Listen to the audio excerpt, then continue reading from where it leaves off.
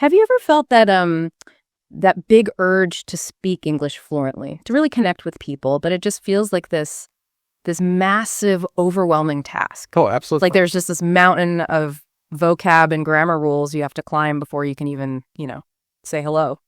Yeah, it's a really common feeling, that sense of intimidation. You look at all the stuff out there, the textbooks, the apps, endless lists, and it's easy to think, how am I ever going to get through all this? Right. But what if the real path to fluency isn't about like conquering that mountain of information, but actually just navigating your everyday life? Okay, yeah, let's unpack that. So our mission today on the deep dive is basically to boil down how these real life daily interactions are, your actual shortcut to mastering English. We're drawing from a really fantastic stack of sources for this, some fascinating excerpts from everyday English, conversations for fluency. And these aren't your typical dry grammar lessons, are they? No, not at all. They're packed with natural dialogues, really relatable examples, and personal stories. And what's really insightful, I think, is how these sources highlight the most important bits, the nuggets for speaking and listening better and faster. Exactly. It's about moving from feeling, intimidated to actually engaging confidently one simple phrase at a time and understanding the why behind that change. Yeah, the why is key. That's the core of it. The big idea, which comes through from a guide in our sources called Myra, is pretty clear. Fluency isn't really about memorizing every single rule. No. It's about practice, consistent practice with real conversations. That's it. So we're going to explore how these simple, repeatable exchanges are kind of your secret weapon, letting you build up that confidence, brick by brick. Right. And Myra really emphasizes this. When learners ask her point blank, how do I get fluent? Her answer is always the same. Practice with real conversations. So why is that so powerful from the source's perspective? Well, the why is critical. It connects to ideas like comprehensible input and the output hypothesis. When you're speaking and listening in these natural kind of low-stakes situations, you're not just passively absorbing stuff. You're actively testing and cementing your understanding in context. And this helps lower what linguists call the affective filter. That anxiety thing. Exactly. That feeling of anxiety that often just blocks learning. Real conversation helps bring that filter down. That makes sense. Reducing anxiety must be huge. And it really seems to work. The sources had this great story about my cousin Adam. He went to a new city for work, got completely lost on his first day trying to find the office. He had to stop someone, excuse me, can you help me find this address? Classic scenario. Totally. And the woman he asked was super kind, just said, sure, walk straight, take the second left, you know the drill. Right. Adam told me later that single simple moment just gave him this immediate boost. He felt way more confident speaking English after that. So what's the takeaway? Is it just about asking for directions? Well, it's more than just the directions themselves. Yeah. Adam's story shows that powerful snowball effect of early positive reinforcement. When you have a small success, even a tiny one, it makes you much more willing to try again. It's that first little burst of confidence that unlocks more engagement. Right, which leads to more practice. Exactly. So the question for you, the listener, becomes, what small, successful interaction could you maybe seek out today to get that snowball rolling? That's a great way to frame it. And sometimes the things holding us back aren't even strictly about the language itself, are they? It's our mindset. Yeah. The sources shared this interesting example about my friend Thomas. He used to be late for everything, work, appointments, everything. We all know someone like that. Right. And one day his manager just said, Thomas, being 5 minutes early shows respect. That one sentence apparently changed his whole approach. Really? Yeah. Thomas realized his main problem wasn't his English skill, it was his time management. Once he sorted that out, he felt more relaxed, more confident in general. Oh, okay. And that actually improved his English at work quite a bit. So it's not just the words, it's the whole feeling, the comfort level. Precisely. His story really highlights how these non-linguistic things, feeling in control, showing respect, can dramatically lower that affective filter we mentioned. Right. When you're less anxious about the whole situation, your brain is just more open to processing and producing the language. It's kind of a holistic thing. Holistic, yeah. And speaking of good advice, the sources had this gem from my friend Steven, who works in customer service. Right. When he talks to customers learning English, he deliberately slows down, smiles, speaks clearly. He said, I always imagine how I'd feel using another language at work. That's empathetic. Totally. And his key advice for learners, It's better to say fewer words that people understand than many words that confuse them. What's the strategy there for learners? Well, Stephen's advice really nails the power of comprehensible output, making sure what you say is clear and understandable, even if it's simple. Okay. It's a smart choice. Prioritize clarity over complexity. That builds confidence for you and the listener. Plus, it creates a more supportive vibe, less pressure to be perfect. Less pressure, yeah. That leads nicely into this idea of small, deliberate steps. The sources gave us Deborah's story. She found success by setting just one tiny English-speaking goal each morning. Like what kind of goal? Like she'd literally tell herself, okay, today I will ask my coworker how her weekend was. Or today I'm going to give a clear answer in the team meeting. Just one thing. Mm-hmm. And this incremental approach apparently made speaking English feel way, way easier for her. That's a beautiful example of habit formation in learning, breaking that big goal fluency into tiny, achievable daily actions. Right. It builds consistency without feeling overwhelming. It's all about those small, cumulative wins that keep reinforcing your confidence. And it doesn't even have to be out in public, right? The sources mentioned Tom. He improved really quickly just by speaking with his wife every evening. At home. Yeah, just talking about their day, plans, simple stuff. He said, talking every day, even in small sentences, helped me improve fast. It really shows the power of consistent, low-stakes practice. Yeah, and the home environment is unique, isn't it? It offers this safe, low-pressure space, Totally safe. which helps you solidify new words and grammar in a practical way without worrying about being judged. It's consistent output practice in a comfy setting, which is surprisingly effective for weaving language into your daily routine. That's a great point. And sometimes your passions can be the best teacher. Our sources introduced my neighbor Linda, loves gardening. Okay. But initially, she didn't know the English words for plants, tools, So she started by learning just those names step by step, specifically for her hobby. Ah, that's smart. Linda's story shows how niche interests can be these powerful gateways to overall fluency. Gateways, I like that. Yeah, because you're focusing on words and phrases directly relevant to something you already enjoy. Learning feels less like a chore Right. and more like enhancing your hobby. It makes the language immediately useful and meaningful. Brilliant for motivation.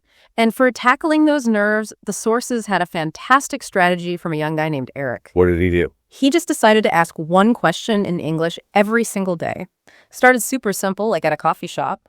Do you know if you take card or only cash? Oh, I like that. Eric's approach is basically exposure therapy for language anxiety. Right. By consistently doing these small, low-risk interactions, he gradually got less sensitive to the fear of speaking. Every little success, no matter how small, built momentum. It reinforced the idea that, hey, he could communicate. Yeah, building momentum. It's clear that actively using the language is vital.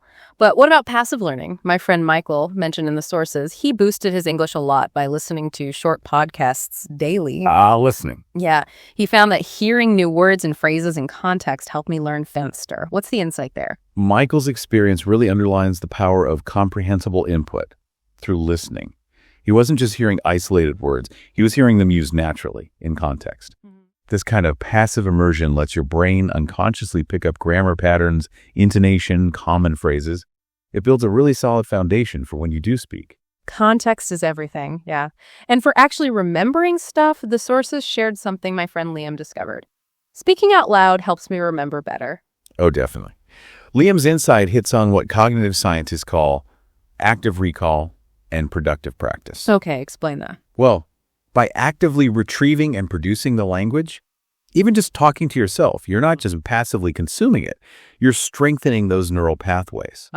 Making connections in the brain. Exactly. It helps move information from short-term to long-term memory. You're making the language truly yours. Okay, so we've seen the power of these small, consistent steps and the sort of underlying principles that make them work. Now, let's dig into how this plays out in everyday conversations you're likely to actually have. Right. Let's get practical. Yeah, the sources are packed with examples. We've pulled out some of the best ones to show you how to put these ideas into action, starting right at home and, around your neighborhood. Okay, so think about building comfort through routine. Those quick chats with neighbors, like the example at the market. Morning, Sarah. How are you today? Simple enough. And the reply, hi, I'm good. Just came back from the market. Had to buy some vegetables for lunch. It's simple, natural. The real beauty here is the predictability, and repetition. Right. You know what's coming. Or like my own experience at the post office with Helen. I just made a simple observation. Long lines today, huh? What? She just smiled and said, yes, but it gives us time to chat. It wasn't some deep philosophical discussion. It was just initiating a connection. These little social pleasantries, they build your confidence in starting conversations and picking up on those common cues. Mm-hmm. And that routine idea carries over into family life, too. The sources really emphasize how powerful it can be to practice English in your most comfortable zone at home. For sure. Take Rebecca and her husband, Andrew. When they moved house, they practiced English just by naming things as they unpacked. This is a kettle. These are mugs. That's the toaster. That's such a great way to build practical vocabulary. It's situational learning right there, connecting words directly to things you see and use every day. Exactly. Or even simpler, that warm chat after work. How was your day, Anna? Leading to, let's have dinner early tonight. Yeah, totally normal stuff. It's low pressure, familiar dialogue. It reinforces common phrases almost without you even trying. Right, it just sinks in. Okay, so moving beyond the home base, let's look at those public and service interactions. These can feel a bit more high stakes sometimes. Yeah, definitely. But the sources show how simple phrases make them totally manageable. Think about ordering in a restaurant. Are you ready to order? Followed by, I'll have the grilled chicken with rice, please. What's key about that kind of exchange? It's all about functional language, isn't it? You're learning the exact phrases you need to get something done. Precisely. They're highly predictable interactions, which makes them perfect for practice because you basically know what to expect and what you'll probably need to say. It builds confidence in that sort of transactional English. And that extends to, say, the grocery store checkout. Did you find everything you needed? And would you like a bag? These interactions might seem mundane. Yeah, really mundane. But they're crucial. They build your confidence in navigating essential services, making everyday errands less anxious. You're getting proficient in the language of daily living. Language of daily living. I like that. And think about asking for help, like finding a gift in a store. Excuse me, can you help me? And then I need a gift for my wife. Right. This moves you beyond just buying something to making polite inquiries, explaining simple needs. It's about initiating and clarifying what you want. Okay, let's shift gears finally to the workplace. Clear, polite communication is obviously vital there. Absolutely. And the sources give some great insights into building rapport and handling professional interactions. Like my friend Nora, starting a new job. Her manager shows her around, let me show you around the office. Standard first day stuff. Yeah. And Nora's simple reply, nice to meet you, I'm Nora, and colleagues saying, welcome to the team.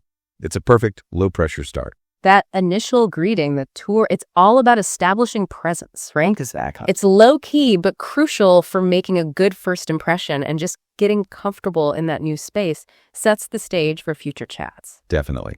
And for just daily office collaboration, think about this common exchange. Morning, Emily. Did you finish the report for the meeting? And the reply, let's go over it together. Yep, happens all the time. It shows how English is used for task-oriented communication.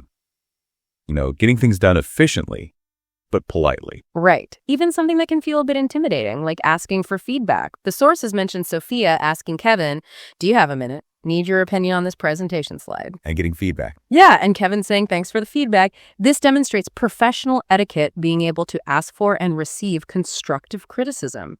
That's key anywhere you work. Absolutely. So wrapping this all up, what does it really mean for you, the learner? Yeah, what's the big picture? Well, this deep dive really shows that English fluency isn't some distant, impossible mountain. It's much more like a path you walk every day, paved with these simple, consistent, real-life conversations. The real power isn't in memorizing endless lists, it's in strategic application.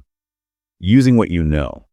That's so true. From asking for directions, ordering coffee, chatting with neighbors, working with colleagues, every single exchange is a step forward. A brick in the foundation? Yeah, exactly. A brick in your foundation of confidence. It's about using the words you do know, understanding why these small interactions work so well, and then actually applying them in your daily life. The power isn't in knowing every single word or mastering every grammar rule up front. Yeah. It's recognizing that every conversation, no matter how small it seems, is actually a golden opportunity. An opportunity to practice. To apply the words, build that confidence muscle and make the language truly your own. So with all these insights rattling around, what small, everyday English conversation will you seek out next?